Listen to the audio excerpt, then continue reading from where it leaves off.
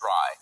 The investigative unit and Chris Nakamoto here now with claims of a dirty deal that left one woman with a leaky roof. Michael, Brenda Robinson just wants what she paid for, a new roof constructed to the specifications in the contract she signed. Tracking down the man who left her hanging hasn't been easy until she was watching WBRZ this week.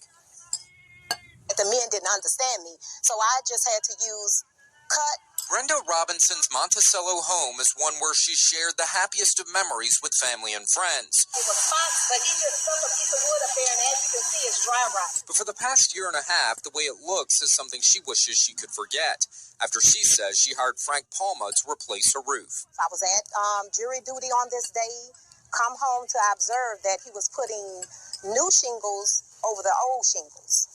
So once I observed that he was putting new shingles over the old shingles, I immediately stopped the job. Robinson's contract with Veterans Inc. says new roof replacement and tear off of old shingles. As we were going back and forth, he tells me this is what people do. I say, no, sir. This is not what my insurance company is paying you for. It was a tear-off. Robinson paid Palma $5,500 and was scheduled to pay the rest when the job was complete. Once she stopped the job, that's when workers got angry. He was going back and forth.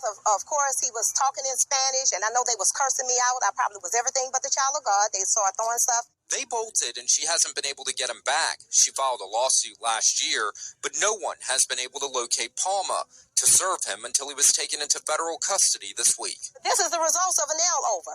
3/4 of your roof done, and you're messed up. You know, still can't get it rectified. Can't get it rectified. I got third-party insurance. Can't get my insurance straight because my roof is considered incomplete. Robinson says she was watching the news this week when she saw Palma and others were arrested, suspected in a big drug ring operated out of a home around the LSU Lakes. Inside the home, prosecutors say they found hundreds of thousands of dollars. It apparently wasn't from their boutique in town center. There were guns all over to protect hundreds of thousands of dollars in cash that was allegedly collected from selling heroin and cocaine. The indictment shows that Palma and Brittany Allison, one of his co-defendants, took many trips to Mexico City to bring back cocaine and heroin to the United States. I have to get my roof fixed. Robinson says she did her due diligence, but should have gone with her gut. To him, fix it. You know, do what's right. And let things, this is a lesson learned for me because I trusted him. I gave him my word. My daughter, Mama, find somebody else. I don't feel right about him. I think you should find somebody else. You know what I told her? Well, Brittany, I gave the man my word. And your word is a bond, especially when you have a heart that I have, compassionate. And the truth is a light. And he just was wrong for what he did. Tonight, Robinson says she's happy Palma's in custody and hopes she can get her roof fixed once and for all. The money that he received for me and then never called me not one time. Miss Brenda, can we fix it? Nothing. Have not heard from him. It was just like, I got your money. That's on you.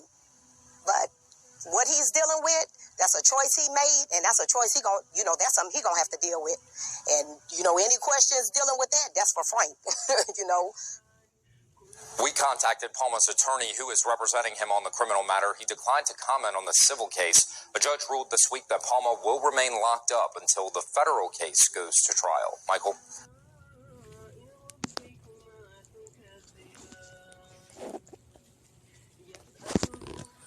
Officials think this could be the largest game